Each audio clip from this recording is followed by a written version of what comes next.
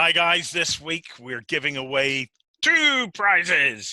We're going to give away a Primaris Space Marine starter set and a Necron starter set. Why? Well, 9th edition. That's why. We're going to talk a little bit about it later in the show. But we've got lots to tell you because it's Friday night and the weekend starts now.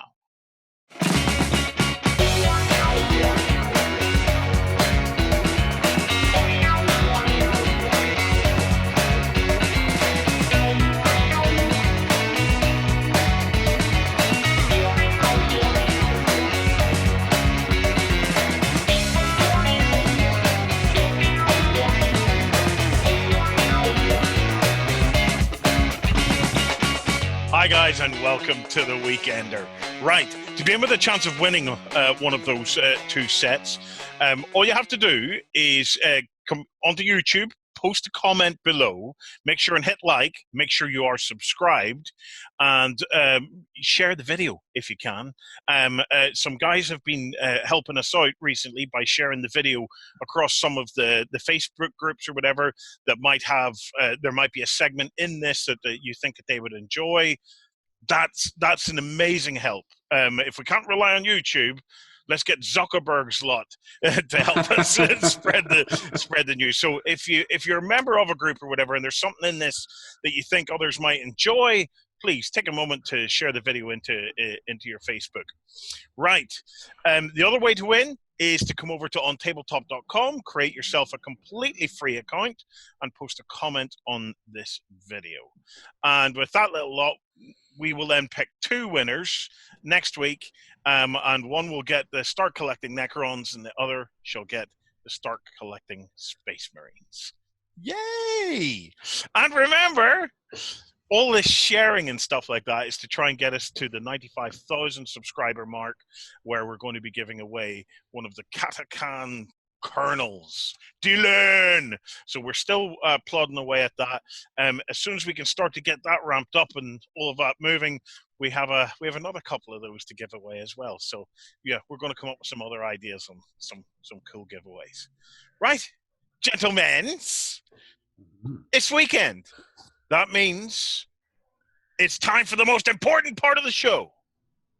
The bit where the little guy becomes the big guy. It's Indie of the Week! Who picked it this week?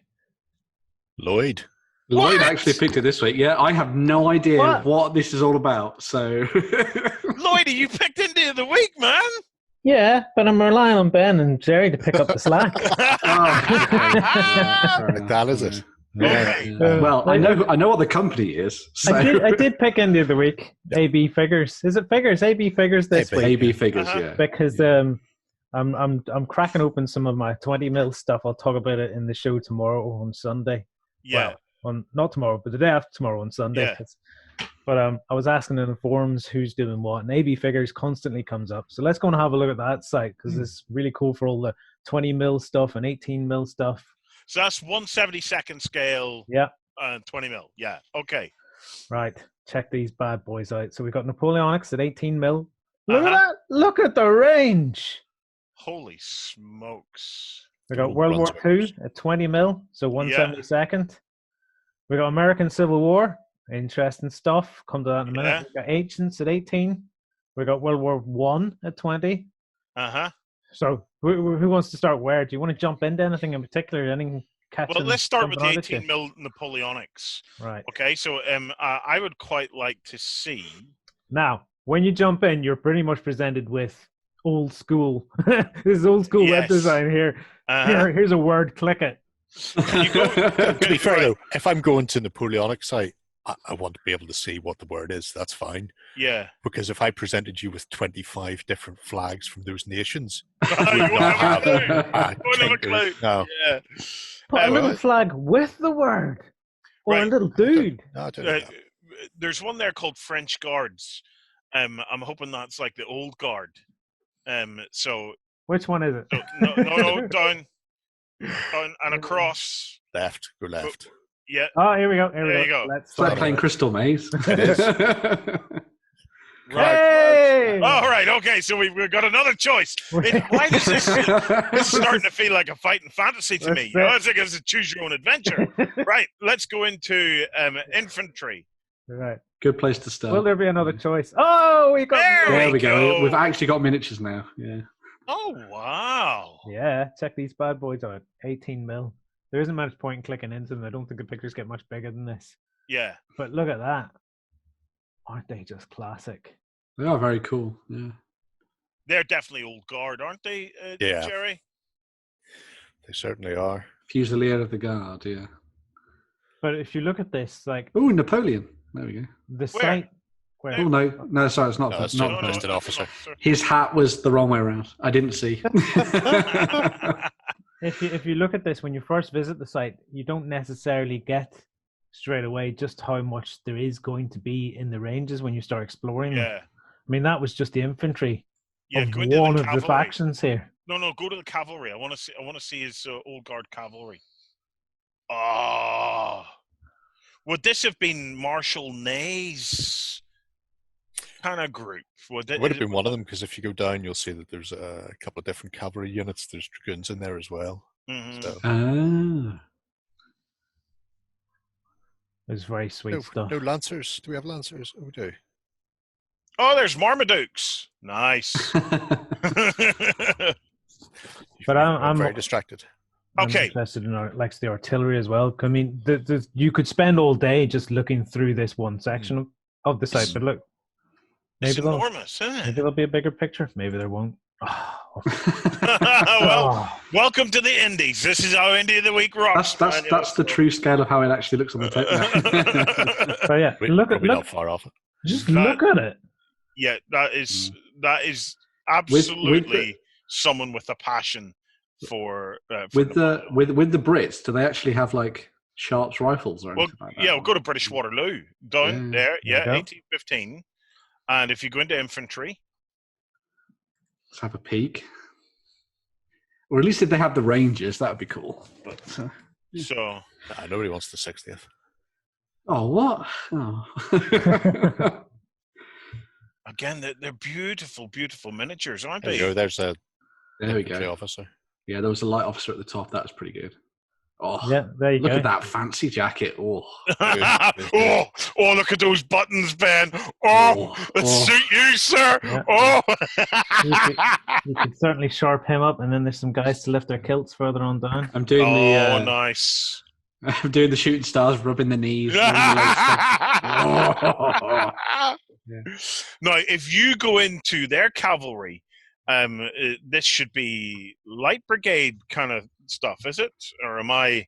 Yeah, no, that's. I know who you're thinking of, but it's a different war. There's There will be light cavalry in there, Mhm. but your the Scots Greys are probably the most It was the famous. unit. Scots Greys. That's who I'm thinking of. Yes. Just check it out. Isn't it awesome?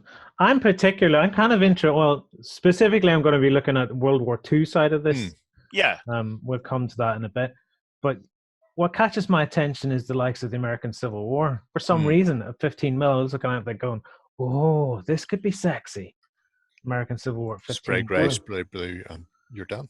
Yeah. But I think that's Really nice vignettes in there as well in the Napoleonics. I'm just looking at it. There's been a whole bunch of different companies looking at bringing back a lot of American Civil War things for the wargaming side at the moment.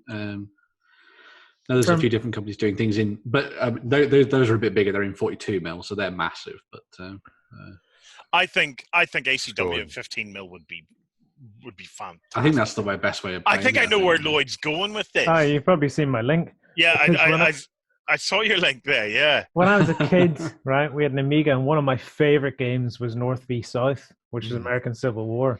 In fact, I have a link here. Where do you see this stuff, right? I would love Oh to my recreate. God. Look at it. Look at the meta map and everything. I'd Yeah. love to recreate some of this. I'll hit play because the frame rate will be up to it because it's only slow anyway. But look, you had the estates, right? And then you moved troops and stuff around the meta map. And then you at this point where you then created a battle, and then you went in and fought the battle. Oh wow, this is actually really cool. Yeah, exactly. I'd be happy just with this, like 2 cannons, a couple of groups of troops, some cav, and then just simplified rules just for a bit of a laugh, because I'd really like to play the whole meta map thing and then have quick battles and then go back to the meta map, because the map bit was the bit that was really cool for me, because this battle here, what you did on the map dictated how many troops and stuff you would have. Yep, you coming in moved as your troops and reinforcements stuff into locations that they could get involved in the was battle. Was it automated once it started, or was No, you fought it. You actually fought it. Oh, wow. You actually fought it, so you were moving your troops and stuff around. So, do you want to know something interesting? Last night, I'm having a real. This is a really freaky one for me, Lloyd, because last night, doing bedtime with the kids, and Savannah, as usual, is trying to come up with some flippant conversation to distract her daddy so that she doesn't have to go to bed. So she turns around and she says to me, "Daddy, when you were a kid, were you a gamer?" And I said, "A video gamer?" And she said, "Yes." And I said, "Yes, indeed I was. I was hardcore in video gaming whenever I was a kid." And she says, "And did you play Minecraft?" And I said, "No, love, there was no Minecraft whenever I was a kid." That was called Lego. And she said, what was it? She said, and how many of your friends did you play against with their usernames? I'd explained to her, we had no internet whenever I was a kid. Okay, there was none of that. So what I did was I said to her, look, my best period of video gaming was on the Amiga. And she says, what's an Amiga? And I said, an Amiga was a computer. And there was the Amiga 500, and then up to the Amiga 1200, and it was by far the best gaming experience of my life. So I put on this video on YouTube of the top 30 Amiga games. For anybody who's going mental, we know there was an Amiga 1000, a 2000, and a 4000, and a 600. And a 600, yeah, we know all. And an A500 plus. But I put on these Amiga games. Super Frog was in there. Turrican 2 was in there. Speedball 2 was in there. I'm getting ready to take my headphones off and go and try and find an Amiga somewhere, man, because it's like, oh! And it was just bringing it all back. And Savannah was sitting there beside me watching this, and her eyes glued to it, going, Daddy, I'd love to play that game. That game looks amazing. And we saw Another World, and we saw Flashback and stuff like that. But then came up North and South. And I said to her, my little brother played that to death. He loved that game. And yeah, the graphics and all were a bit but I was explaining to her about the gameplay of it, but I will admit now, watching it, I did think to myself, I wonder now would Lloydie like to play that on the tabletop. And here you are the very next day talking about this at 15 mil, even my favorite scale and everything. This is awesome. Oh no! You've started something now. This is a mistake, isn't it? Yeah. No, it's not a mistake, man. I you paint it up, man, and I will happily sit and watch you play it the way I used to watch you play North and South on the Amiga. Because if we go back, there's the map bit here. We could just use some of the troops, and then there's all the troops and stuff for the actual battles. And there's bits in here we won't do. Like you could literally capture a port. There's a bit where the ship will sail up the side of the map and stuff, and deliver more troops and things to you. Just so good. But there's gotta be scope, because I was thinking last night of, I wonder could you reach out to the creators of North and South and say, look, we'd like to redo it as a tabletop game. And I was looking at some other stuff, like I wondered, could you create a tabletop game based on what was that? Well, I watched Dune. Do you remember Dune, the real-time strategy game? I hadn't realized, like Lloyd played that one to death as well, but I hadn't realized that we had been playing like real-time strategy games long before Command and Conquer came out. And then they put up I think it was Settlers, and they tried to claim that Settlers was better than Megalomania, and I thought, no, Megalomania was awesome. But I was thinking about all these IPs. There was another one where you played a group of little soldiers. It was a top-down one, and they had that song, "War, what is it good for?" Something. Oh, I don't remember anyway. But Cannon Fodder. Cannon Fodder! That was it! That was it. Cannon fodder. Surely these things could make amazing tabletop games. Like, I don't know. The cannon fodder was basically a shoot 'em up. yeah, but like, imagine a cannon fodder, like 10 mil game of cannon fodder. That would be amazing. You know, lemmings. Surely lemmings. You could find some creative way to take lemmings. I know somebody that created worms. That there's a little local sculptor buried away over here in Northern Ireland, and I can't remember who was it that created worms. Was it Team 17? Team 17, yeah. Yeah, created worms, and they gave him quietly the nod, and he recreated the worms as little miniatures. You know, so it's like, oh, Lloyd, I'm reminiscing, man. Yeah, Ben, this was a mistake. This was a mistake. But anyway, 20 mil World War II. All right, okay. 15 mil ACW, North and South. You got to make it happen, Lloyd. But anyway, I know you're on your 20 mil World War II. So what did you find? Well, that was the American Civil War. If you're interested in it, looks like a cool range. Right, World War II then. So After that so tangent, yeah. So many links here, I'm just going to close them all. Forget all that. Okay. World War II, right?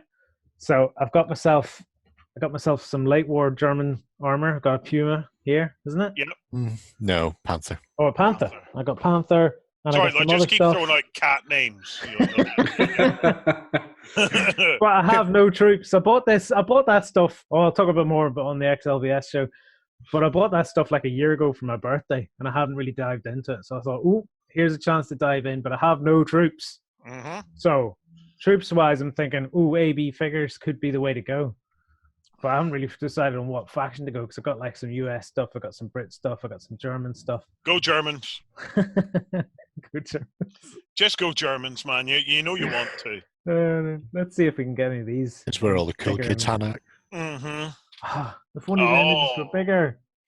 But yeah, the range. They're nice.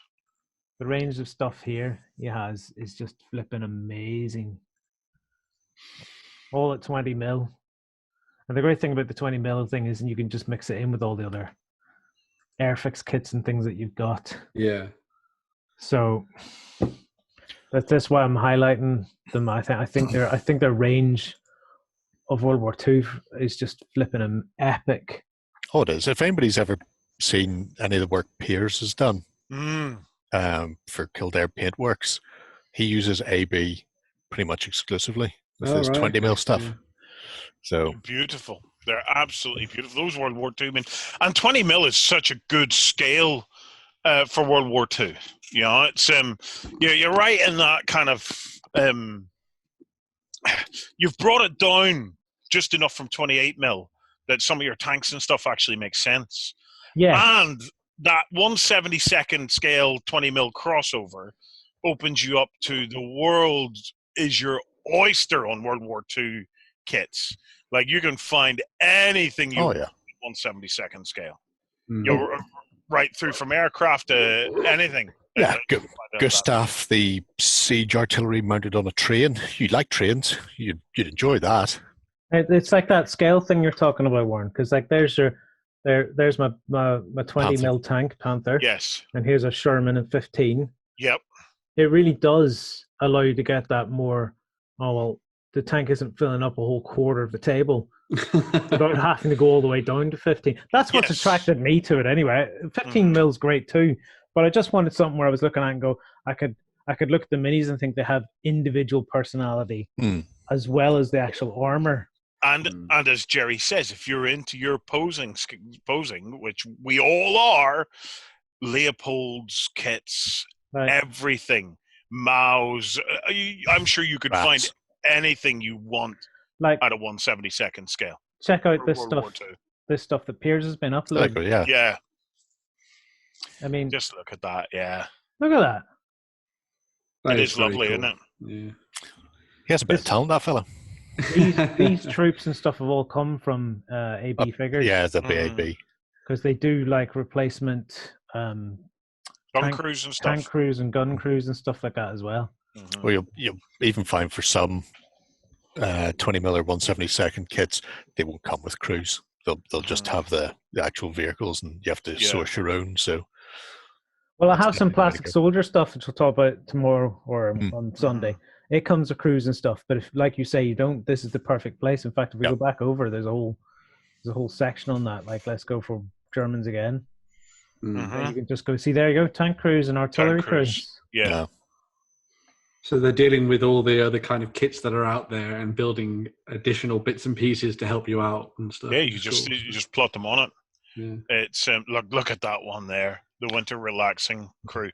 Why does that look familiar to me? Have I seen a photograph of the? If you haven't seen a photograph or a diorama that looked a bit like that, yeah. And then the artillery crews. Look at this, just epic. I wish the pics were big. But yeah. Yeah. I thought they were well worth highlighting. And we didn't even get to like the ancients yet, or World War One. Well, wait. Can I see the Greeks in the ancients? Yeah. At 18 mil. They are pretty sweet. Oh yeah. Yeah. Oh yeah. I like those hoplites. Spartan officers. Got a stick to beat people with. It's always handy. Yeah. Terrible. All right. And now go to World War One. I'm just curious. So is it only one? That's only one thing. There you go. Oh, that's okay. I'm sure it'll grow. Can't win them all. There you have it, guys. If you want to recreate North and South with us and revive the Amiga into the analog tabletop that we all now love and adore, abfigures.com could be the way to do it. That has been your Indie of the Week. Coming to you from the center of Northwestern Europe. Covering board games, war games, card games, and all that you love. It's the news. It's your bit, Ben. Oh, yeah. Oh, yeah, okay. Right, let's start again. No. You keep going. We're just going to carry that on. Okay, fair enough. Right, sure. Yeah, whatever. Professionalism out the window, all that kind of thing. Anyway, we start with, it sounds like I'm bored now. No, we start with some really awesome stuff from the guys at Archon Studio. Yes. A lot of people will know that they have been doing a lot of the plastic miniatures that came out of a Kickstarter for Pathfinder, because they're going to do a whole bunch of sort of really awesome characters and that kind of thing. But they've taken it to the next level, and they've started to develop a lot of new models that weren't part of that Kickstarter campaign now. And this coming month, is going to be the release of a whole bunch of new ones as part of their Starfighter range. So Starfinder miniatures is the whole sort of collection as a whole, but the Starfighter selection here are a bunch of characters that are all based on the idea of pilots and champions from within the world of Starfinder. For anybody who doesn't know, Starfinder is the sci-fi RPG by Paizo, and it's sort of a little bit of like what would happen if in Pathfinder everything was sent forward thousands of years into the future, and that's what you get in here. So you've got loads of fantasy races going around in space, and doing awesome adventures and cool stuff and things. So a lot of the focus has been on creating not just a selection of different characters for the different races, but also for the different classes in the game. So, for example, there you've got like a cool space wizard. So you've got the really awesome staff and things like that as going on there. But then he's got the classic sort of sci-fi armor and all that kind of thing too. So it's a really nice mesh of different aesthetics and styles. You've got a little bit more of an alien-looking dude there with his really cool helmet and his little horns and stuff, which I wonder how those fit inside the helmet. That'd be interesting. But what color are you going to paint them, Ben? It probably has a couple of holes in the helmet. Well, I'm not going to paint them pink because last time it sent you two into a frenzy. So, yeah. No, he'll be a redhead. I think that guy would look cool in red. Yes. And then we've got a couple more characters. So we've got a little tiny little halfling gnome style lady as well, ready to jump into her fighter and go blasting. She looks badass. She does look very. She looks like a proper fighter ace. Yes. One of the cool things that Archon have talked about, and I believe it was sort of talked about in their comments on social media and stuff like that, is that they're doing all these miniatures for your players and things, but they're also looking potentially in the future to doing some things like actual starfighters, so jets and big cruisers and that kind of thing.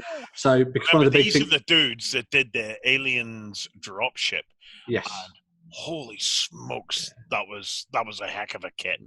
There's one of the things with obviously Starfinder is that it's in space, so you're going to have space battles as well as battles on foot. So it makes sense to have the ships and all that kind of thing. So hopefully, fingers crossed, that kind of thing is going to be coming from them in the future. It'd be really cool to see what they do on that, because obviously you got a lot of detail going into these plastic kits at 28mm, 32mm. So it's very cool to see what they do going forward. Yeah, it's interesting. Each one of them has a different base. Yeah, it's really cool. Yeah, they've been different. Yeah, they've put a lot of effort into making all of them feel individual, which I think is really nice.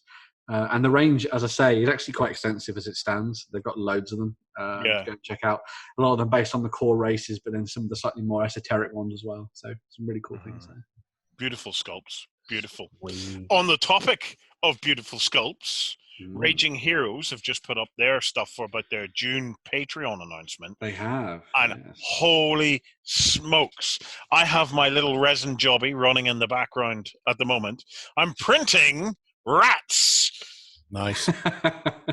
I know what those are for, but we won't go into that yet. I'm gonna talk about them on Sunday on XLBS. But I'm printing myself some rats at the moment.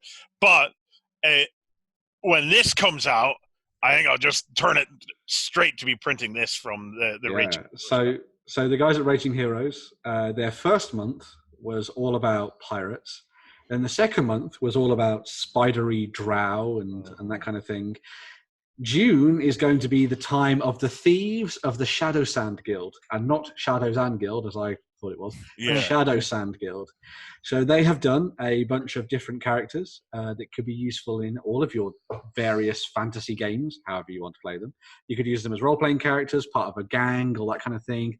They've gone and looked at a lot of the classic races from fantasy and done some really awesome stuff with it. So, for example, there you've got the really cool sort of like brutish orc, which I think is a really awesome little addition in there as well. You've got the queen, which is very awesome too.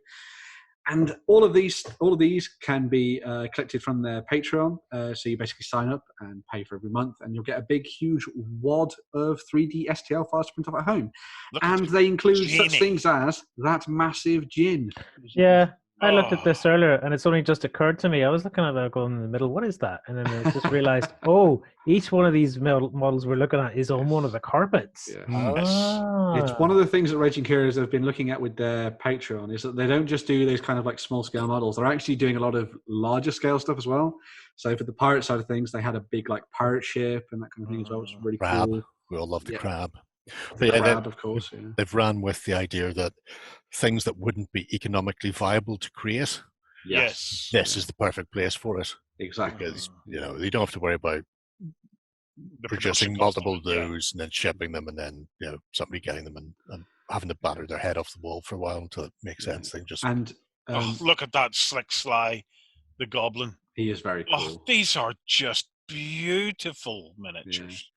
I really like the idea of doing a D&D campaign themed around like a slightly more Arabian Nights style aesthetic. I think that would be amazing and be so different compared to looking at sort of like the sort of Western European thing that a lot of people, base their campaigns in, which is also good, obviously. But it's nice to just be a little bit different. That Zahid, the gin, by the way, is also available in a smaller size. So you don't have to print off the massive. No, we want the massive one. It has to be painted blue. Has to be. Yeah, but here's the thing about this, right? The flexibility you have when you're producing your own miniatures on one of these little resin jobbies, right? So obviously, right, in Backstage, in Cult of Games and XLBS, at the moment I'm reworking a game to take it into more kind of 100 Years War kind of a thing. But I have like Ottomans and stuff like that. I could, if I wanted to take that stuff there into my game, even though I'm doing it all at 15mm scale, right? I just resize it and print it at 15mm scale. Yeah. And then all of those characters are available to me as if they have come out of the Ottoman Empire, kind of Arabia. Oh, as if a genie just magicked them up for you. As if a genie. You're going to go over there and rub your 3D printer. What's going to come out tonight? I love rubbing my 3D printer. It's I'm telling you, it's like,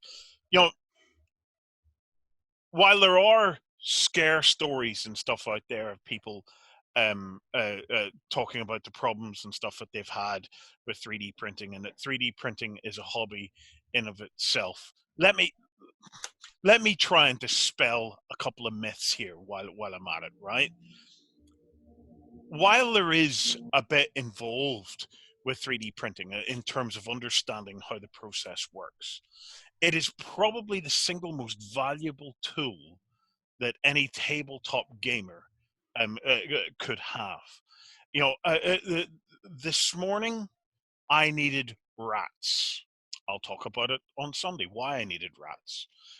Within about 30 minutes, I had said rats, I had rescaled said rats, and I had rats printing, and after 7 or 8 hours, and I'm printing them at like super resolution, 0.01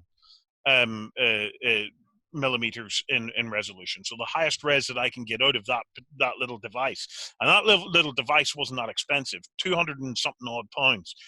Yeah, if you don't have 200 something odd pounds, 200 something pounds is expensive, but it has paid for itself multiple times with what I've been able to print off on it. So having that flexibility to say to yourself, oh, right, I'm in the middle of a campaign here. Do you know what would be really cool? Bring up the picture of him, Lloyd. A little goblin holding a cape with a whole series of knives in it would make an amazing character inside my campaign. And guess what? There he is. I'm going to rescale him, in my instance, to 15 mil. And I'm going to print that bad boy out because he's gorgeous. Oh, let me give you a preview of 15 mil. There you go. There you go. Here, keep that there. I'm actually checking him on the screen. Yeah, he's slightly above 15 mil, actually, even at that. But yeah, it's if you haven't joined us on the journey of 3D printing, bear in mind here at OnTableTop, you can join us in our Discord if you haven't already, and we have a 3D printing support group in our Discord where day and daily people are active in there, ready to answer questions and provide help where we can. There's some great resin-based 3D printers on the way. The quality upgrades that are due. The two big areas, well, 3 big things are about to happen. One, more panels, right? So it uses a screen. More panels are now being done that are 100% UV panels. So they're not refactored mobile screens or whatever. They're actual proper UV panels. Mind you, I've never had an issue with the panel that's in this. 2, the bed size is getting bigger. The Elegoo Saturn, the big brother of this, has just, I'm hoping the information has dropped by the time you've watched this. It's something I've been holding out on. It's a larger bed resin printer, so we could actually start to get some reasonable sized pieces of terrain on it. And yeah, it's just I can't even remember what number 3 is now, but it was good. Whatever it was good. Well, what you're trying to say is 3D printing is the shit. 3D printing is totally. This isn't even that segment. The shit. Yeah, because I still to this day, like I have been involved in 3D printing now for, would it be as long as 3 or 4 years now since we got the first 3D printer. First 3D printer we got was an FDM machine. I had the worst time ever with it. I really did. I got burns. I got everything from it. Okay. I loved it, every minute of it. Just stand outside the door, giggling and laughing. It was frustrating. It really was frustrating. But to compare those days with what we're seeing now with these resin printers are getting to the stage that they're basically just set and go. You know, it's people talk, oh, it's messy. Well, hang on a second. We're in a hobby that we use paints, we use glues, we use all sorts of adhesives and mixtures. Many of us have been casting our own resin parts using Hearst Arts molds for donkeys. You know, it's a messy hobby in that sense, and this is clean compared to a lot of that. Yeah, it's I'm going to keep banging the drum for resin printing, because everything is getting better. Everything, they're getting faster. They're getting higher quality. They're getting bigger. It's the faster bit, because you could sit banging your drum, but are you prepared to sit and bang your drum for 8 hours? That's the thing. People are sitting there with these prints thinking, oh, it'll be 8 hours later before I get this. Right. Okay. So here's the thing then, right? 9 a.m. in the morning, I challenge you to a Top Gear style race, right? We need 4 bases of giant rat swarms. Okay. Yeah. Within 8.5 hours, I will have them.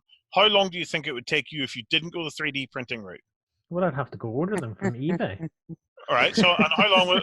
How long would it be before you'd have them? 3 weeks. But look, you're still looking minimum a couple of days, and I'm sure you will have paid more for them than I will have for these.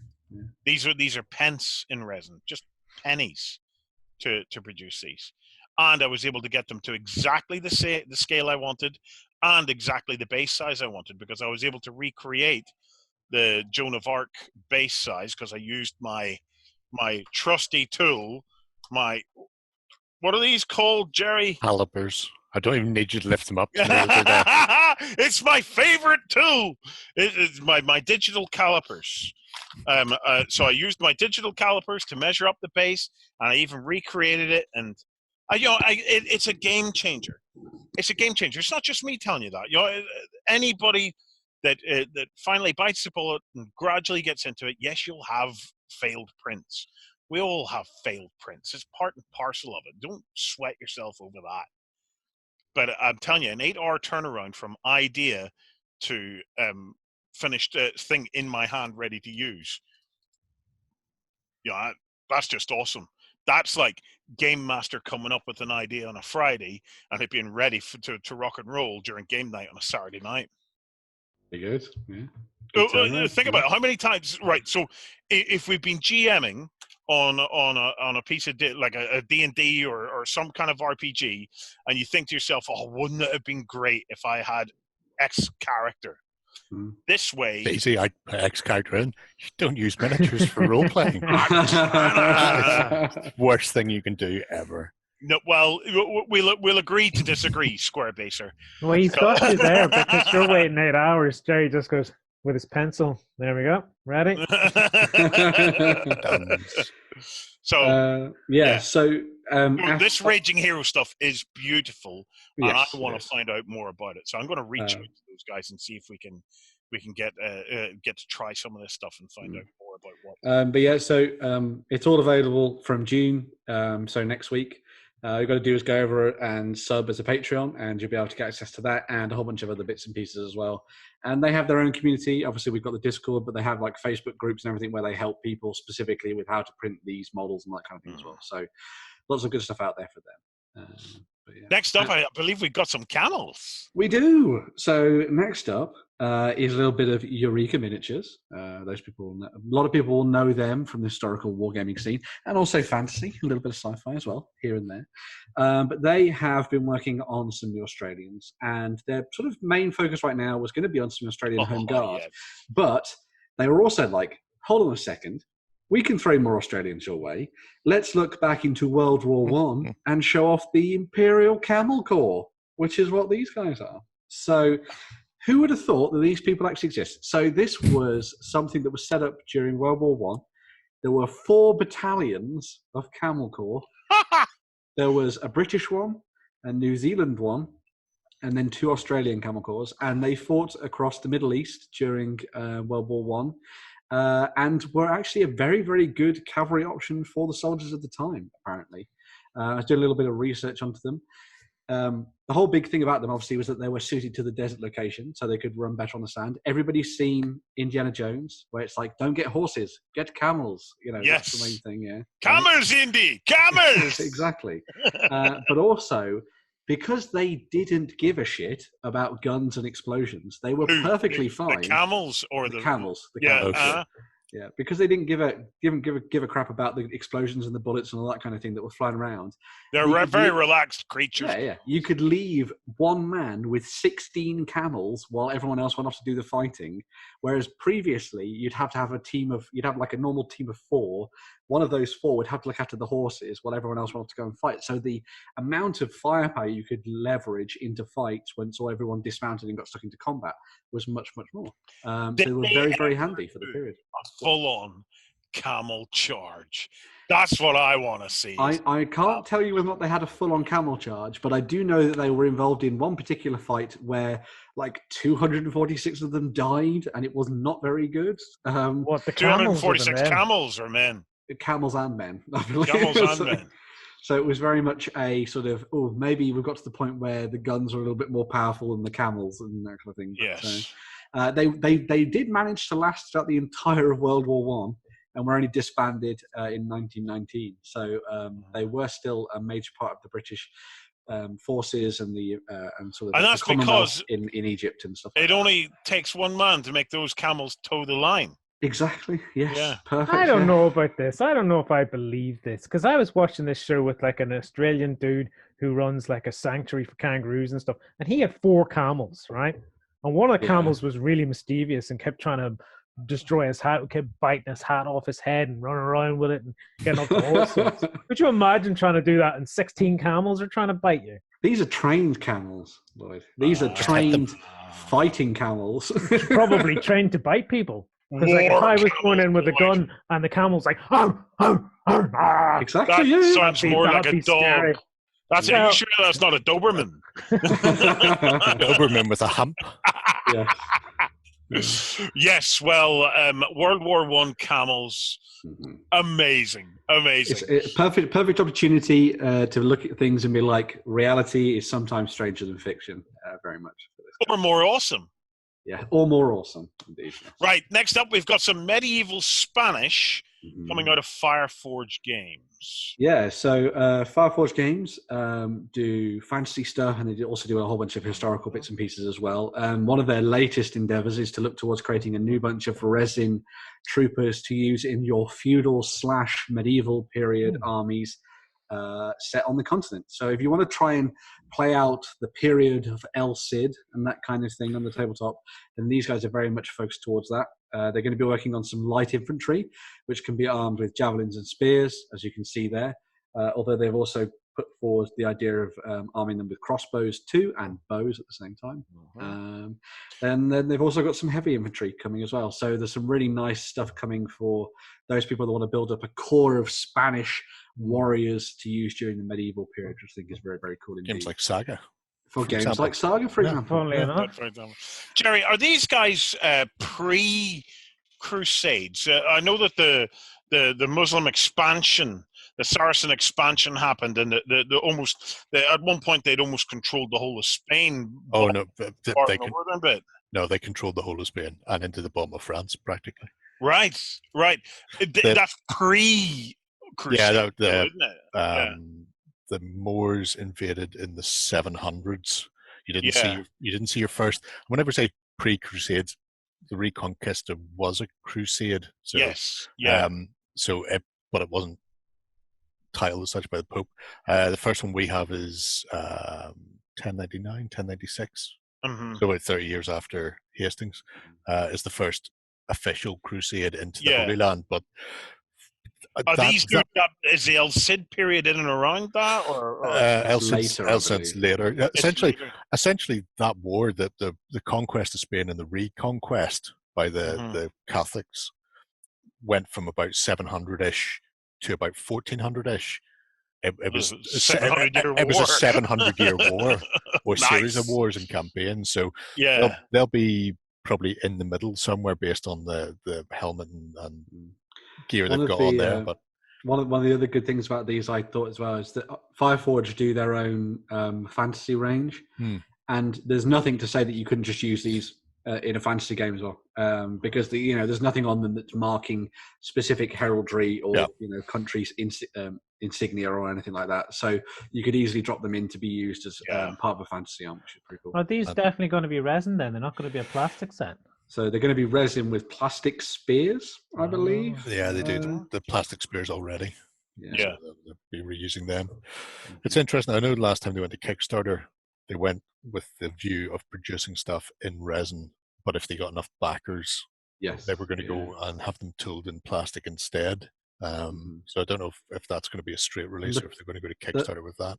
And the plastics turned out really nicely for what they've done for Forgotten Worlds, I believe, is their fantasy game. Yeah. So yeah, they do like humans and undead and that kind of thing, which is very cool. But yeah, a nice little range of interesting historical figures that could be used for a range of different purposes, which is always nice to see. So right, next up we've got some fantasy trolls from the guys over at 7TV. We do, yes. So the guys at Crooked Dice are going to be coming back to Kickstarter with 7TV Fantasy, which is coming up soon. So for anyone who doesn't know about 7TV, it's a game where you effectively play out TV episodes on the tabletop. And they do things for like sci-fi, pulp, and now they're looking towards doing like fantasy TV shows as well. And one of the cool things about the game is that it doesn't necessarily use a specific miniatures line, and they'll draw from all kinds of different ideas and aesthetics and that kind of thing. And you can see that very much in the trolls that they've been putting together for this Kickstarter. So these are all by Ian Cowell, and these show 3 different styles of trolls that you could use to recreate your TV shows on the tabletop. So you've got the one here, which is very much based on the idea of, the Monster Manual version of the troll from D&D. It's got very much got that feel to it, that sort of river troll, river haggy troll kind of thing going on to it, which I really, really like, with the big long fingers and the big long nose. Following on from that, we've got some trolls that are a little bit more like sort of old worldy Warhammer, which I think is really neat there. So you've got some sort of more classic sculpts. You could also use those as ogres potentially, or an Etin, maybe if you wanted to do the fellow with the 2 heads. Some really nice ones there. And then the final ones will be very familiar to those people that like their Scandinavian films, as these are some trolls. Trolls! Love it! From the far north. So if you like your big-nosed trolls with the big shaggy hair and all that kind of thing, and they've also catered to that as well. And that again is the really cool thing about what 7TV is all about. It's all about taking the miniatures that you have in your collection or the miniatures that you particularly like, and then doing something quirky and weird with them. So for example, those later trolls would be really good with some of the ranges from Lucid Eye, who've done some very cartoony style fantasy things, which are very cool. Again, if you wanted to take stuff from like maybe Otherworld miniatures and their sort of more classic fantasy range, then you could use the second set of trolls of the first one as well. So it's all very, very awesome. And I'm looking forward to seeing what the Kickstarter brings forth, because they've already been doing really cool heroes and monsters and all sorts of things. So happy days. Right. This week saw the announcement of Warhammer 40,000 9th edition. To help us dissect what we have seen, we're going to grab our little shaved monkey, Mr. Justin. Lloydie, vacate the seat and let the monkey in. I have to go. Did you win one of our prizes? Find out on our prize claim center over at OnTableTop.com. Here we list all our previous prizes and those who have won. If you see your username, fill out the form to claim your prize. All prizes must be claimed within 30 days. Congratulations if you're a winner! He's back! We got him back, Justin. Have I told you that I miss your smell? Warren. I have to put it out there, but I have been worried about my friend Warren. I have been very worried about my friend Warren and me not being on the Weekenders and some of the dumb stuff he has probably been saying, basically because my dumb stuff is not on the Weekender at the minute. You see, Justin, I'm missing you, man. I know. I'm going out of my mind. Social distancing is hard. It is. I don't get to spend time with you, man. I know. So I miss your smell. I know. And I need to get all this shit out of my system, man. Otherwise, I just start blurting out crap all over the Weekenders, and our viewers end up having to put up with that shit.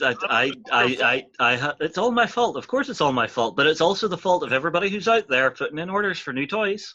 Anyway, Games Workshop came to our rescue. Mm-hmm. They heard I was struggling, man. Yes. So they brought forward their announcements for 9th edition and said, look, that's the one way that they'll be able to get that balding kit back on the show. So, I am excited for this. I'm not going to lie. I'm very excited for 9th edition. Justin, I don't know where I stand on it, man. Firstly, I think the way they're executing it is great. Mm-hmm. You know, I like the trailer. Very short for a Space Marine, by the way, but I like the trailer. You know, I like some of the changes. We'll talk about them in a minute. Mm-hmm. But you would think, I don't know. Will I say this? Will I say this? Yes, I'm going to say it. You would think that a 9th edition, maybe it's time to really shake the game up.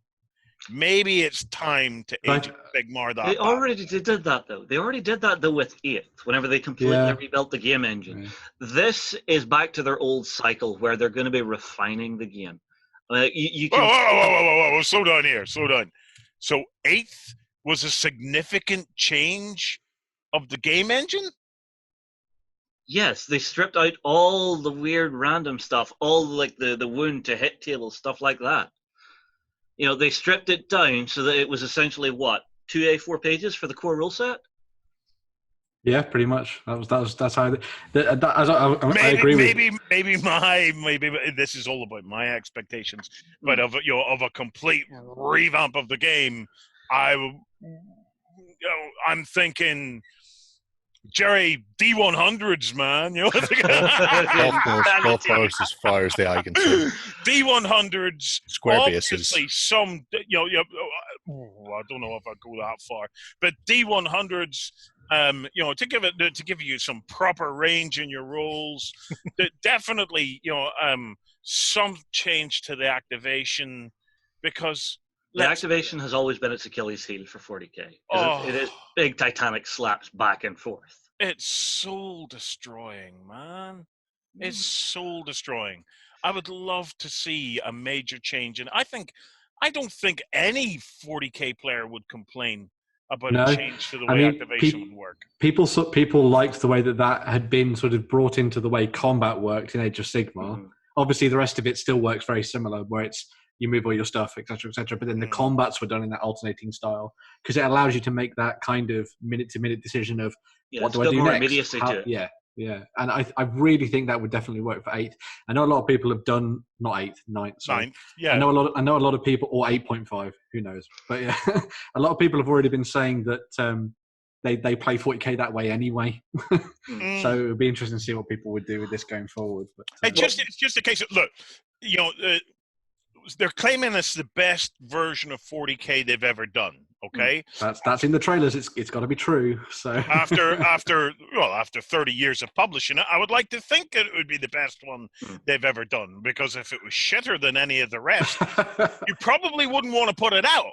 So that's a good start that they have the confidence to say that. Now they have this thing called narrative play, Crusades narrative play. Now, when I first saw it, I thought, "Oh, this would be amazing!" And then my blood ran cold when I realized, I'm not so sure that this is an elegant, narratively driven kind of game mode. I have a feeling that this is going to be a list of narrative hardback books that you're going to have to buy to play through. Possible. So whenever they talk about narrative play, I'm thinking me and Jerry coming up with a narrative where my gold Marines of ineptitude rock up against his skull bone hard Marines of awesomeness. I've missed you. And we fight for the Emperor. From what we've been told, anyway, some sort of like the videos they did over Twitch and that kind of thing back over the weekend, and what was sort of announced as part of the little trailers, it doesn't sound like it's going to be a lot of massive books. I mean, who knows? But their sort of main core premise was linked play between games. So every game matters, in inverted commas, where you earn experience and level up your troops. So, and their sort of little sort of iconography for that was like a sort of scouty style trooper turning into a proper space marine.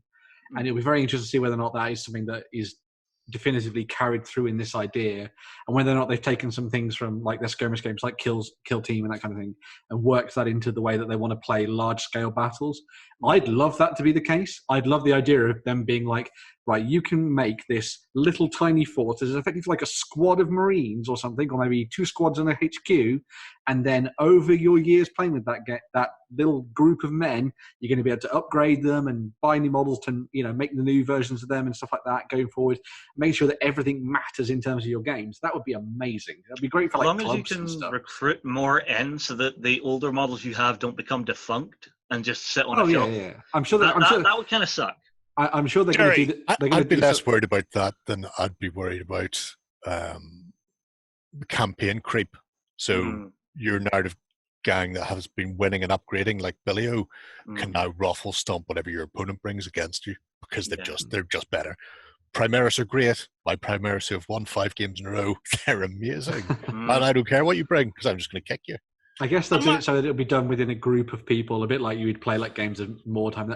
Obviously, that scale, but you campaign still always happens, had that, someone would always win and win again and win again because they got more powerful. And that needs to be baked in at the start, because what Necron Mordheim did was give you an underdog bonus. So if you won, you got a big push-up, but if you lost, you got a little bit of a push-up, which wasn't enough to mitigate the massive shoeing you'd just taken. So...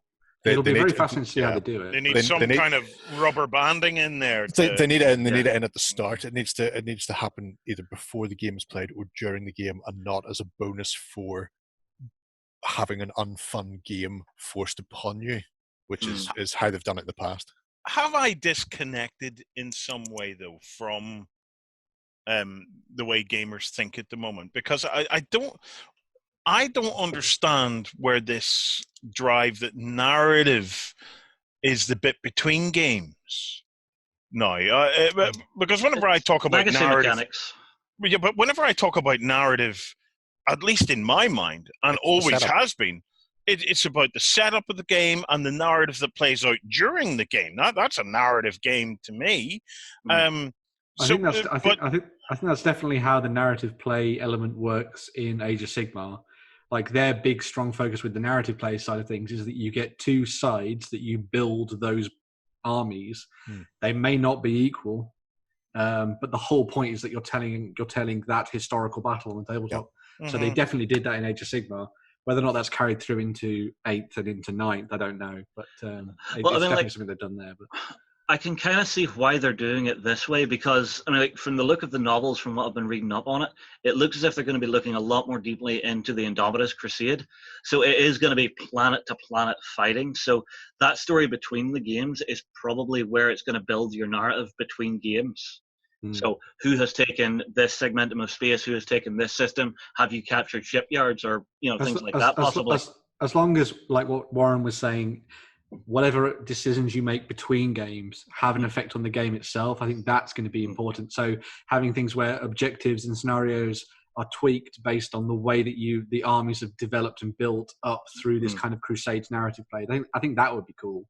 Justin, you're clearly excited, man. I'm looking forward to it.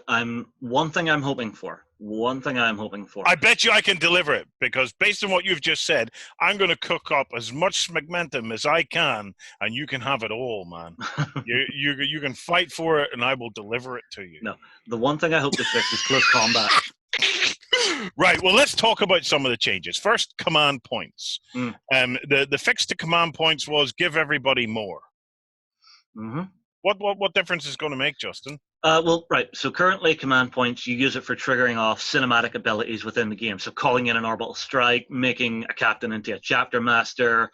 There's dice a ton of different. Game. Well, you can buy dice rerolls in game, but it's just cinematic moments like that, or just mitigation rules that you can use, or just nice little tactics and tricks. So having more of that in your games will probably generate a more narrative game in the style that you want, Warren. Good. I like that. My favorite one, tanks can now shoot in close combat. Yeah, I had an argument with John about this. I want vehicles. I want vehicles to be able to just drive out of combat or try and squish stuff. You remember the old tank shock rules? Yes.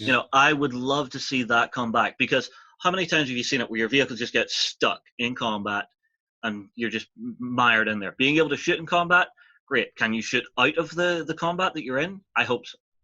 Yeah, well, it's as well as that. I'm completely in agreement with you.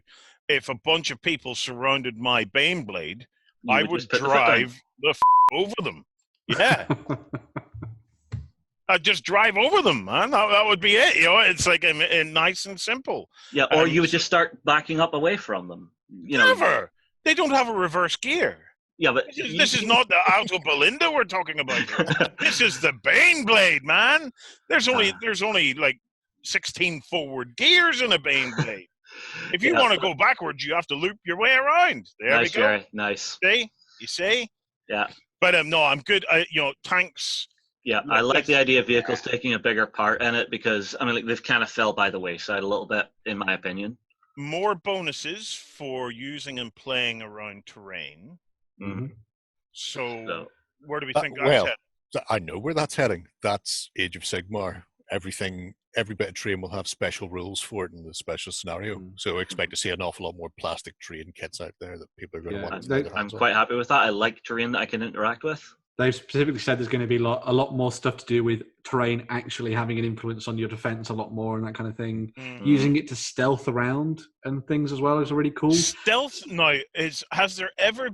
I've never played an army that's had it, but what has been the stealth-related rules in 40K in the past? Now, obviously, Infinity, you have the ability to have markers that represent cloaked spies and stuff like that. But I don't remember ever coming up against anything like that in 40K. No, there's never been anything like hidden deployments. Generally, it's been true line of sight with like cover bonuses. You're too young, son. Okay. there has Go been ahead then. Deployment. Years ago, they had hidden deployment, hidden setup. So you would literally pick specific terrain pieces that you would put your rattling snipers or Vindicator assassin in or whatever. Mm-hmm. They took them out whenever they decided to make gameplay faster so they can have bigger armies on the table. Mm-hmm. And essentially at that point just turned it into cover bonuses. So if people are stealth, then they got a +1 to their cover bonus for their saves. It's one of the interesting things that I think is really hard to do. Well, I think they found it hard to do in 40K because the whole idea is that you paint things and then you're meant to see all of your miniatures on the table. Mm. But stealth is a really hard mechanic to get done in games unless you're going to do something like blip tokens or markers like Infinity does, because then the opponent goes, well, I can see all of those tower guys behind that building. They're definitely there. Why wouldn't I not move around the corner and shoot them? Yeah. If you made it like a blip, they're not going to do this, but if you made it like a little blip token or something, so you weren't exactly sure what your enemy had sneaking away behind in the enemy lines, that would be really, really cool. Maybe they have come up with some kind of a smart way of doing it. Well, I can't make your skin crawl, Warren, because they are making an app for it, but I think that's maybe just an army building app. Yeah, I think it's just an army building app for that. Yeah. Okay. What about the strategic reserves, Justin? I'm not exactly sure what that one is. Well, I think that's more about strategic reserves actually coming on where and when you want them, isn't it? Yeah. Okay. So it's things like the deep strikes troops and that kind of thing. Okay. I think there's a lot more focus on there being more purpose and direction to exactly where things are rather than it being a little bit more random, I believe, which I guess is a good thing for those people that want to play a game and make sure that things don't completely fly against what they had in their minds when it came to tactics. But well, I do remember like the old drop pod rules from like years ago where it could just land off table and be gone forever. Oh yeah, my friend used to play Blood Angels, and the amount of times that his Blood Angels died before they even hit the table. Yeah, fell into a pit of lava just out the side of the table. Exactly. If they are being dropped from space, you have to accept some will be casualties. Mm-hmm. Exactly. Yeah. Mm-hmm. Explosive weapons are being upgraded to made to feel more deadly. Are we going to see the return of templates? See, I don't know, because I quite like the mechanic they have currently for explosives, where it's just you're rolling to see how many people are caught in the blast. It's maybe just going to up the numbers of dice you're rolling to make it more deadly. I believe they said they've like capped it out so the optimum level of damage that an explosive weapon can do is pretty much what it will do all the time. So explosive weapons will definitely do lots of nasty, brutal hits all the time, which is pretty cool. So there's the variability of the damage. So rather than you like firing something in and it just being like a whiff, it's actually going to have like a lot more impact, which again could be a bad thing because it's going to be removing entire squads from the table. Who knows? But no. I don't know. I kind of liked it when you could get a dud shell. I think that's kind of cool, but it's not cool for the person doing it, but but it's something that can happen. But all of a sudden you'll see an awful lot of in war. It might be like 1 in 10,000 would be a bad shell. Yeah. On the tabletop, it ends up being like 1 in 6.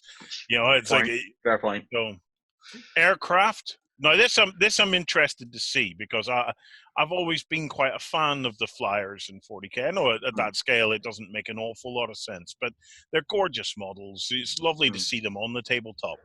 They're trying to make them more useful in games. Yeah, so the big focus, I believe, on that front is that they've made it so that they're going to have more presence within a turn. So they're not just going to be sort of like a one and done kind of thing. They're going to be sort of like be able to use multiple times. They're going to have, their firepower is going to be more reliable and that kind of thing as well. Aircraft was not necessarily one thing that I've ever really looked at for 40K. I think I sort of stepped away from the grim dark future before they introduced, a dearth of flyers and all that kind of thing. But I guess if you're going to be making something that's a very flyer heavy force, like Eldar or Tau or something like that, then that'd be cool. But when they initially brought them in, it was devastating because if you weren't kitted for them, you just were never hitting them and you just got strafed off the board. It was horrible. Yeah, although the current movement rules for some of them, it's a little tricky to use them because I think you've got some of them have like a forced 20-inch move and things like that, which can be a real pain. Yeah. I think that's probably why they're going to do this thing where they allow it to be useful multiple times kind of thing. So they're going to be trying to make it so that you're not just going to be like, oh man, I missed those guys. They're gone now kind of thing. So that's kind of cool. Yeah. Well, that in some ways simulates the speed and the agility of an aircraft. It's that'll be quite interesting to see how that goes. Now, Kill Team isn't going anywhere, so we can stress that Kill Team's staying. But they are saying that 9th edition is a scalable game from the smallest up to the biggest. Now, did we manage to catch any details on that, or is it just a bunch of claims? I don't believe they talked about it in too much more detail than the idea that you'll be able to play sort of your kind of half an hour style games. So a couple of squads aside, played on like a 3x3, 4x4 table, all the way up to playing like day-long, weekend-long games. So they're trying to make it so that the rules will work for small games all the way through to big games. Whether that means that you'll be able to, they're kind of trying to make it so that you can play it on that big level whilst also using the apocalypse rules. Maybe that's going to be the thing they do with that. I don't know, or whether that's going to be baked to the pure mechanics. That was a Freudian slip of the game. That'll be interesting to see. But for me, I like the idea that it can be played really well and as a rewarding experience in those kind of 30-minute chunks, because I like the idea of playing like a little cool, quick, skirmishy style game with a couple of troops aside and a HQ kind of thing, because that's what I used to play when I used to go into Games Workshop when I was, a wee lad. Going to Games Workshop, you take two troops and a HQ, and you play like multiple games on a day using just those, play it across different boards, that kind of thing. That was the real sort of narrative edge for me, and that's the kind of thing I'd like to see return as well in 9th. So going beyond kind of thing, but all codexes and books will be viable in the new edition. It almost seems too good to be true. Wait, it's 8.5 in that. All of this, doesn't it? Really? It's they've always had, the only time they rendered a set of codices defunct overnight was 2nd to 3rd. Right. From 3rd, they've maintained compatibility all the way through. They've always had it, and it's just been a case of it will stay until they release the new version. Yeah, I think from what they were saying. Sorry, Justin. But it does mean I know we do say this every time a new edition comes out. It does grossly limit the changes that they can make to the game. Yeah. They would have done it with the indexes for 8th as well. So so done it twice. Also, if you remember, like way back, I mean, like whenever the Necrons finally got their update, I mean, like their codex was from like 3rd, and we were playing in like 5th, 6th edition. Whenever they finally got some new gear, it was second. I believe it was 2nd edition Necrons. Yeah. Were the book, and we were playing them in 5th. So yeah, and you had the Dark Eldar as well. Took ages to get updates. I mean, like, they're a lot better now about cycling through the races to keep the updates rolling. So I mean, like I'm not overly worried. To be fair, they can't win because they'll have someone like me wondering, I'd love to actually see it, take on big changes to the game. But then they'll have other folk who go, how dare you do something that breaks my book, and it's so to be fair to them, they really can't win on that front. One of the things they did talk about when it came to those books is that they said that all the stuff that's been done in Psychic Awakenings has all been made effectively in the run-up to them knowing they were going to be doing 8.5. Let's just call it 8.5, all the way up into running. No, they're calling it 9th. Boo. Yeah. So let's call it 9th. Let's be fair to them, because the other side of this is maybe a lot of what we're seeing in 9th has been in the works from a long time ago. We could be looking at things that they sorted out and thought of in the last couple of years. They've maybe been doing these things that we're just raising now. But sorry, so what I was saying was that all that stuff's been laying out in the Psychic Awakening, and that's been very much narrative focused as well. And they've been doing a lot of stuff within those Psychic Awakening books where they're adding new units in through those books. And we're seeing the same thing happening with Engine War and that kind of thing going forward over the next couple of weeks, next couple of months for Psychic Awakening, which is probably going to drift in and through the release of the new edition as well. Yeah. So we'll talk about Engine War in a minute. So it's, I'd assume they're going to try and do something similar to what they've been doing with Psychic Awakening for any new units they bring into the mix. And then obviously use that as a stopgap before they bring out the new codexes and stuff in the future. Yeah. Now, I will say the way they've done the launch for this, the announcement for it, has been really nice. I loved the trailer that they put out for it. It looked absolutely epic. It was good. Do you want to bring up the first link there, Justin? You can have a look at some of the... Yeah, sure I can.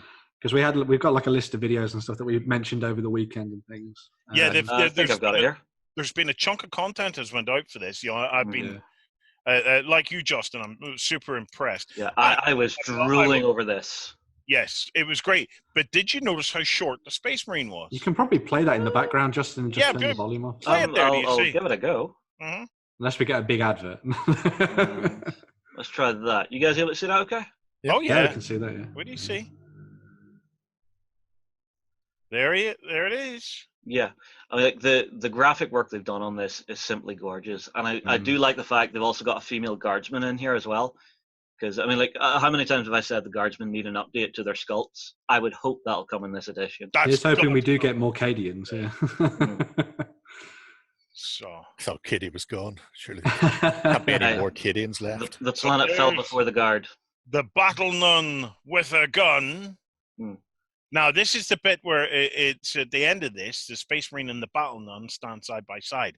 Now, I was under the impression that Battle Nuns were about the same size as a standard human. Regular human, yes, they are. So, whereas a Space Marine will tower over a regular human. Oh, yeah. But they're about the same height in this. So I'm just wondering... maybe she's on a box. Maybe it wasn't a Primaris Marine. It might just be a little bit of I think it's all artistic license kind of thing. I think. Yeah. But, the thing that was really cool about this, actually, when this came on, was that they kind of teased this as being something to do with Hammer and Bolter, which is their sort of TV work that they've been doing. But obviously, this then migrated into this cinematic trailer, which is pretty cool. A lot of people were like, "Oh, cool! It's a new video game." Oh no, wait! Oh, it's for the tabletop. I would play the hell out of this video game. I tell you that now. But no, I do really like it. I think it's a really nice way for them to be like, no, we're stepping into the sort of modern day of, how we want to represent our games in massive big trailers like this. Like, there's loads of games right now that do a lot of stuff for esports and board games and tabletop games, card games, etc., that do cinematic trailers for them. So it makes sense that Games Workshop will have a very recognizable IP. Now, in this shot, he does have the proper scale to him, kind of.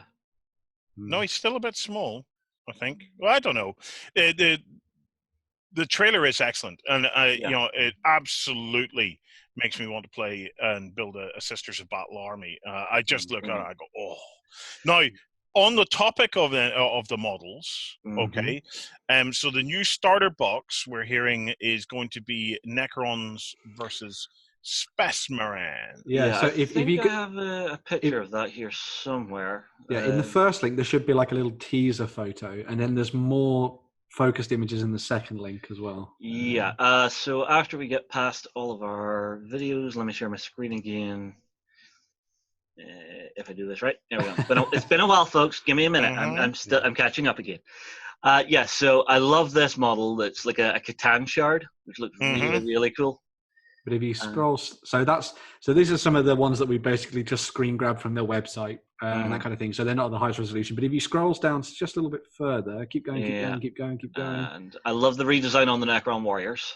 Yep, which is very cool. So there is a very blurry photo, but this gives you the idea of what the two new starter armies are going to be. Where we got we've got loads of new models for the Space Marines, which we'll actually see in the next link. But the Necrons, we didn't really get too much more detail about them apart from like a big sort of fancy graphic of those. But they are looking very, very cool. That's probably going to be the new starter set, we'd imagine, for the new edition. But here we go. This is all the new Necron crazy stuff that's on the way. So one of the big things they've been pushing right now is the idea that the after Pariah, which is going to be the one of the Psychic Awakening books, the whole sort of focus seems to be shifting towards the Silent King, who's the Lord of all Necrons, possibly even as powerful as the likes of the Emperor and that kind of thing. And he seems to be coming back in a big way alongside some very fancy new Necron models, as you can see here. Yeah. So, now, see, I love those Triffid-looking things. They are very cool. Now, this narratively makes perfect sense to me, because anyone who's read the Belisarius Call novel, The Great Work, you can actually find out from it that he's actually running around the galaxy at the minute stealing Necron tech to try and rebuild the pillars to close the warp rift. Oh, okay, cool. So it all sort of works into the narrative then. That's cool. Yeah, well, I mean, like if the Silent King has woke up and went, "What the hell, Belisarius? You're stealing all my gear." That's bad mechanicus. Stop, bad mechanicus. Hit it with a newspaper. Look, Warren, there's a D100 in the middle of that. Yeah, see that in the new, the new monolith. It does look nice. Yes, the new monolith. So I love the Triffid-looking things. I think they're terrific. The monoliths are great. It's nice to see all that extra surface detail on the monoliths. They'll look awesome on the tabletop. Yeah, you've got super heavy destroyers on here as well. Yeah, they're okay. I quite like it. It's cool. It's cool. It's gone up from 2 barrels to 3. Yeah, that big ass thing over there with the this. Is it the Womp or the look at the size of that thing? Yeah, Womp, I think that's how we'll define these. Yeah. And the look at the size of that thing's pretty good. And then further in the background, there's a bunch of kind of like Necron-y kind of terrain. I wonder. Looks a bit like terrain, yeah. That looks like it could be a kit. Yeah. So, but yeah, the Necron's certainly getting a massive update. The sort of focus of them wasn't too much on that at the weekend. I'm sure it's going to be in the coming weeks. It has to be because they're awesome. Justin, can you go back to the Necron warriors? So we can get a quick look at the. Yeah, I think if I. They're on the first link, I believe. They're on the first link. Okay, so I need to step back. I think. Because one of the cool things I liked about these is that they've actually got battle damage on them, which I think is really important. They've also made them heavier, because I remember the old Necrons were really spindly, but it looks as if they've bulked them up around the core quite a bit. Does look so, yeah. What do you think of the new standard Necron color scheme? Cool. It looks nice, and it looks like it's going to be easy for folks to do some painting. Very much so, yeah. I've got to say, I've always loved the Necrons. I think the Necrons are just, I think it's just awesome. And I really like what I'm seeing here in this. We also saw some of the new Space Marine stuff as well. We did. I've got it called up here. I'm trying to stay ahead. It's their continuing steps towards primarising everything. Well, the new assault intercessors, this is why I'm saying I'm hoping close combat gets fixed, because currently in 8th, trying to charge someone is a pain simply because of getting shot to hell in Overwatch if someone has set themselves up right. See, I have no problem with that. You're playing a sci-fi game with ranged weapons. If it goes the other way, like it has in the past, you end up with a sci-fi game where nobody brings guns. Yeah. Because close combat was so devastating. But that's what we've seen Workshop do so many times, is as they move edition to edition, it moves from the close combat edition to the shooting man's edition to the vehicles edition. Yeah, but they've got to find a balance here. Yeah. You know, it's like... Yeah, but it does feel like a cycle to go through. Yeah, but Overwatch is, if it's there, it's a viable tactic. It's a tactic that should be used. But you also have to look at it. You should be able to come up with tactics to trigger their Overwatch and then go in with your heavier stuff. Because you have to look at it the other way, which is not every army is Marines. I know this is going to come as a shock to quite a lot of viewers. There are armies out there. So if you've got Imperial Guard, you don't really have a viable close combat full army. If you play Sisters of Battle, you definitely don't have a viable close combat based army. And if you skew it so much towards close combat over shooting, an awful lot of armies just go like Tau. Tau would die in their droves. Yeah. Well, I mean, like Tau with the Overwatch at the minute, the worst I've seen is I saw a guy who was able to do rapid fire 3 hitting on 5s in Overwatch with a full unit of like fire warriors, and it was just vicious. That's well, you stay out of their way. Yeah. Or shoot them down first, which is what I do. Yeah. These are lovely. Keep going down. We have it's. I love the new bikes. No, what is it? Is it the fact that they only go in a straight line that you love about them, or? I don't know. It's kind of kicking into the fact that I'm an anime fan. It's kind of got a little bit of Akira going on, and it looks like they're rocking twin heavy boulders. They just look really cool. And I'm also getting vibes of there was a bad movie, Priest, similar style.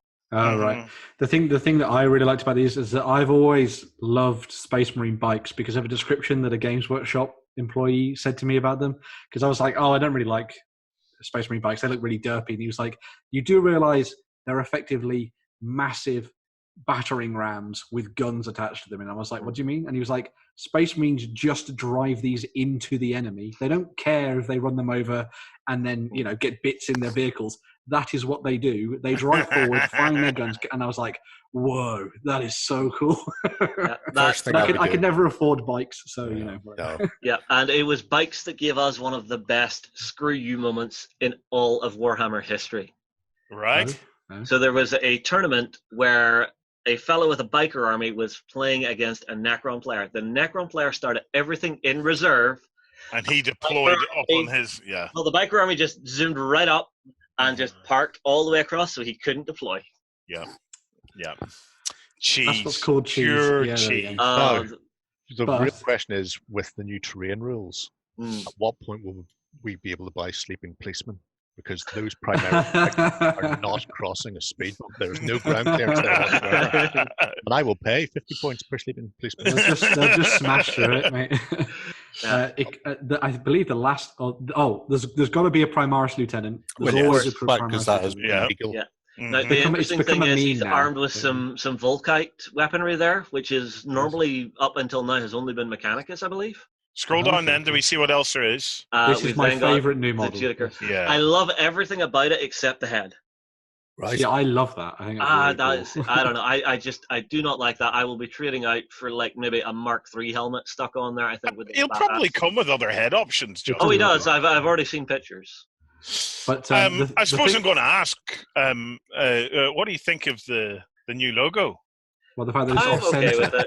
I'm okay with it. I'm kind of glad Lloyd's not in this segment because I know he'd just be sitting there having conniptions going, why he's not in the segment. Stop lying. And I did see someone actually took it, photoshopped it, and fixed it and went, here you go, Games Workshop, I fixed it. It's, I see. I can't believe it's deliberate.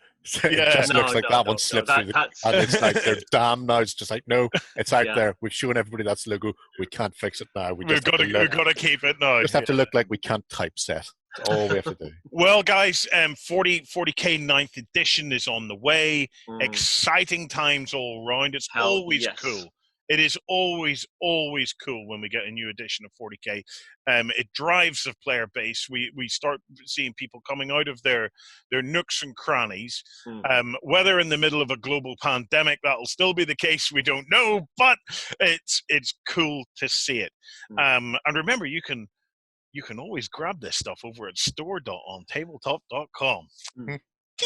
Buy merch. Buy merch. This is not the only news, though. The Adeptus Mechanicus tomorrow So tomorrow morning on store.ontabletop.com, this stuff is actually going to be available for pre-order. And this is the first new stuff we have had. Well, new releases, not new stuff, because we have been getting restocks from Workshop. Yeah, no, but I'm talking about new releases. No, new stuff, Justin. New stuff we haven't seen before. Right. So another part for Psychic Awakening. Yeah, Engine War. So which two factions is this focusing around? So the focus for this particular book, and you can see it just there if you scroll back up, so I can don't have to read the thing itself. So it's going to be, scroll down a bit. Oh, God, you've gone past it.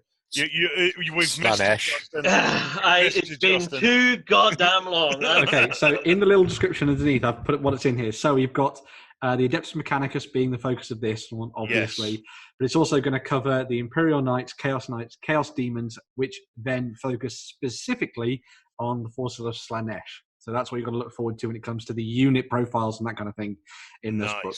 Right, so let's scroll down. Hang on. Store force. If Slanesh invades a Mechanicus world, does that mean it just ends up with a Forge World building vibrators? I need to know the answer to this question. I'm going to say yes. That depends on how much casting they're doing, Justin. All right, so scrolling down, we've got this guy leading the way.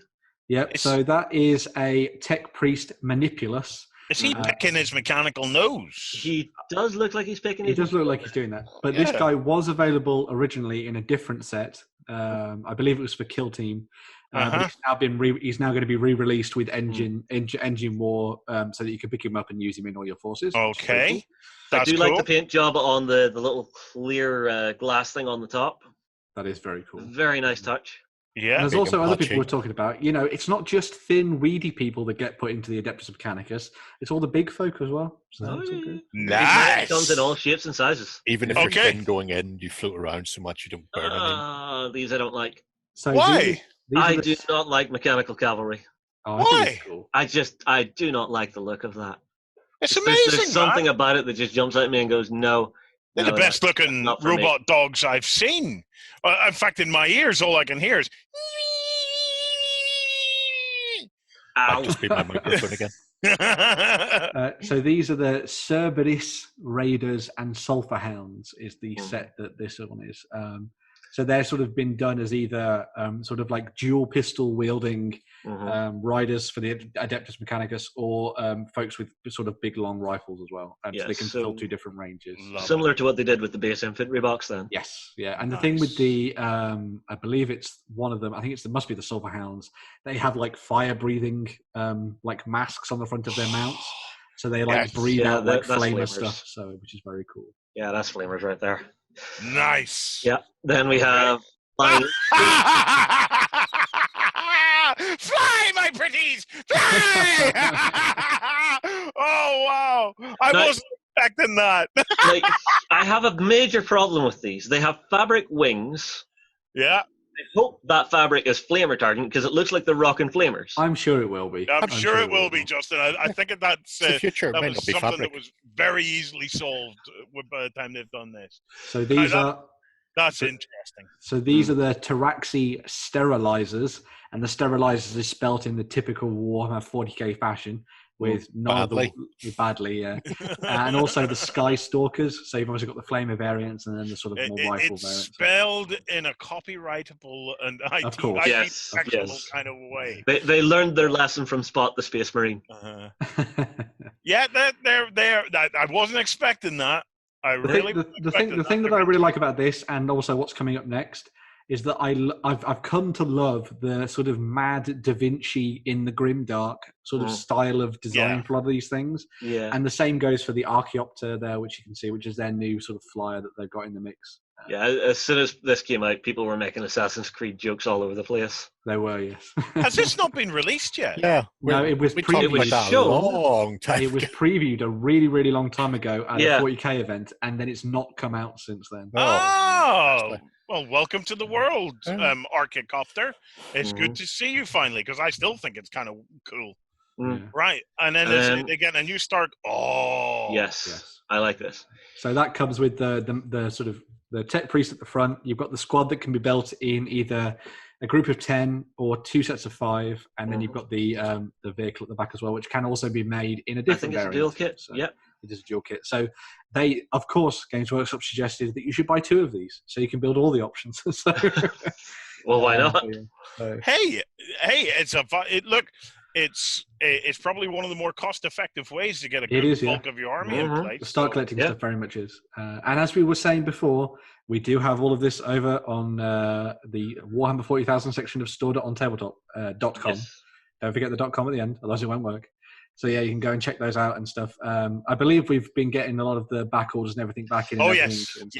Yeah. Well, I mean, like last week, the postman nearly cried whenever I brought all the boxes out to him. So that's a win. And I mean, like this week, we're expecting a massive delivery at the time of filming. So I'd say whenever we're done with this segment, I will be going out to relentlessly pick and pack this evening to make sure the stuff goes out. Awesome. But it's really good to see that sort of 140,000 is sort of ramping things up again and getting people involved and interested in it. And you've got the new edition on the way. You've got these new stuff for Adeptus Mechanicus. Hopefully we get to see a really nice sea change and stuff when we go towards Pariah, which is going to be the other big book after the Fabius Bile one that's coming out for Psychic Awakening, because I really loved what we'd seen in the previews a couple of weeks ago for that. I mean, it's been a couple of weeks since we talked about anything 40K, which is obviously, I'm sure, nirvana for some people, but also people biting nails for a lot of people as well. There are plenty out there that were not worried. But look, I do have one little side note for everybody. If you like your audiobooks, the next in the Gaunt's Ghost series is coming to Audible next month. Oh, cool. I do like Gaunt's Ghost. Very cool series. Necropolis, one of the best in the series. Cool. Right. 9th edition is on its way. Yay! I'm going to go and dust off some Necrons because I'm feeling in a very Necroner kind of a mood. Especially now with them contrast paints being layered over metallics. I think we could come up with some awesome Necron stuff. Right, Justin, it's time to say cheerio, man. Bye-bye. Stop, don't come back. Right, Lloydie, next time I say to you, we should bring Justin into the show, you tell me, no! Dear me. Oh, well, it was nice. It was nice to see him. Let's not do it again too soon. Right, Kickstarter time, Ben. What have you picked for us this week? So the first one of these is a board game from Matago, and this is a reinvention of a classic board game from their collection called Kemet, and this is the new version of it called Blood and Sand. So for those people that don't know Kemet, Kemet is a dudes on a map area control style game where you are fighting to win victories in battle, control monuments, and raise up the power of your faction so that you can claim to be one of the greatest Egyptian rulers and alongside with the gods themselves. It is a very, very quick and easy to play dudes on a map style game that it sort of refreshes a lot of stuff that has happened in the system, takes a lot of the things from things like Risk and adds loads more elements into the mix as well, which is absolutely fantastic. One of the sort of like the core sort of ethos of the game will be familiar to those people that play things like Chaos in the Old World or Blood Rage, where you have a certain sort of like resource in this game. I believe it's called Faith or Belief, and you spend that to put units onto the tabletop, to move them around to different areas, to fight, to use card abilities and tiles. In this new version of the game, in Blood and Sand, they've reinvented everything. So they've for a very long time had a community sort of like rules committee working away in the background to sort of refine the rules and get them up to a standard where they can add new things in while making sure it doesn't break some of the old stuff. This version of the game sort of brings all that to the fore in a very nice new package. They've also upgraded all of the new monster miniatures, all of the miniatures that you get for the different leaders, and the sort of faction miniatures as well. So they're all very much more themed towards being slightly larger, which is really cool. and also sort of bringing in a lot more of those elements of Egyptian mythology as well. So you've got all of them, all the different factions tied to the different gods and that kind of thing, which is very nice. They've also gone in and updated all the tiles with new artwork and new abilities and new mechanics and that kind of thing. The tiles are a really sort of important element of the game, and they're what gives its sort of depth. Because each of the factions, when it starts, is very similar to the other ones. You mean the player boards, or what do you mean by tiles? So if you scroll up, I believe, you should be able to see the new tiles. Game tiles. Yeah, scroll down. Keep going. There you go. Power tiles. Up. All right, there we go. Tiles. There you go. So the power tiles are the very important part of this game and what make it very unique. So as I was saying, at the start of every game, the factions are basically the same, apart from the way you've built your pyramids and that kind of thing. But throughout the game, the different pyramids allow you to access different levels of power tiles that can be used to bring new things to the game.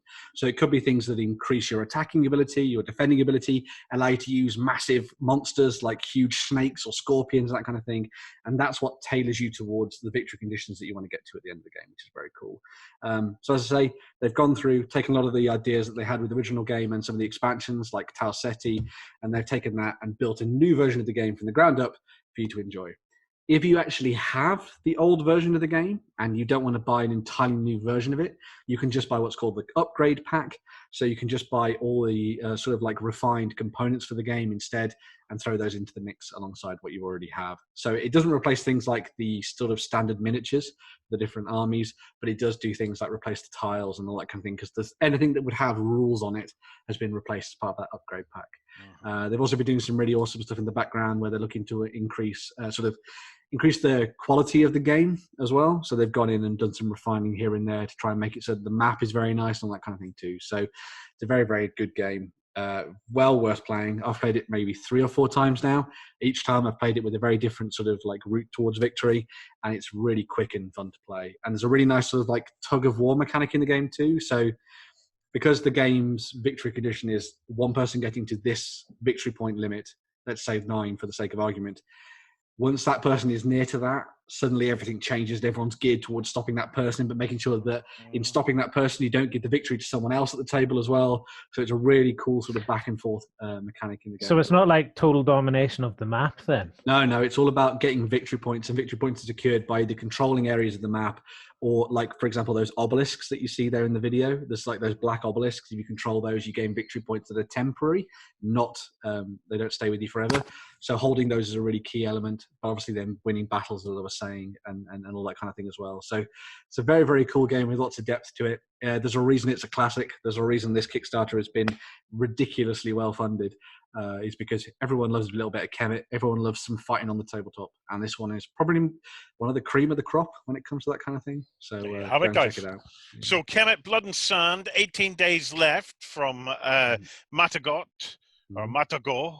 Matago. So head on over and check it out. It looks lovely. Yes. Ben, what's next, mate?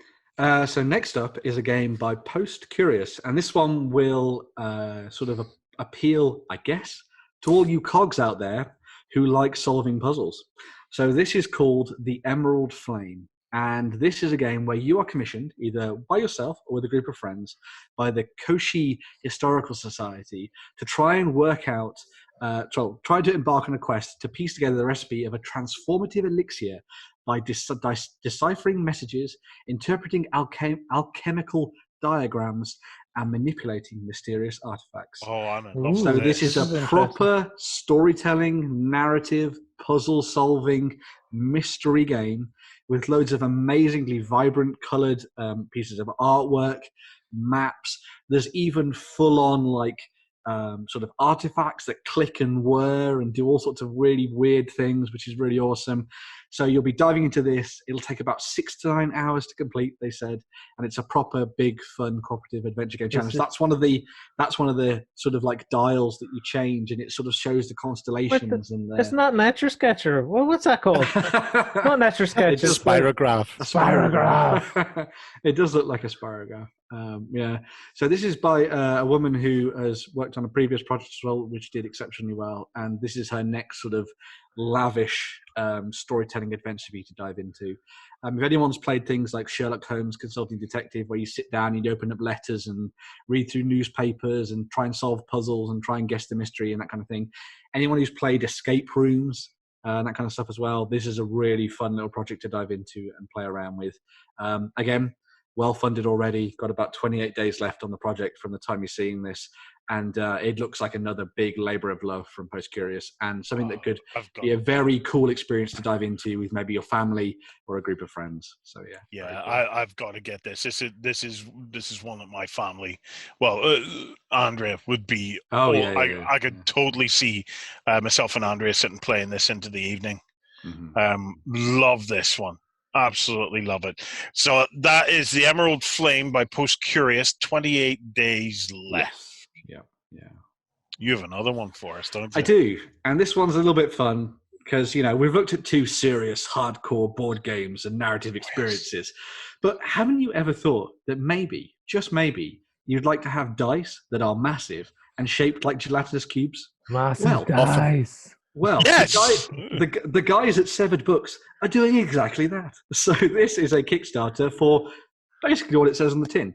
These are 51 millimeter tall dice that look like gelatinous cubes, have iconography and designs on them that look like the kind of things that gelatinous cubes have eaten.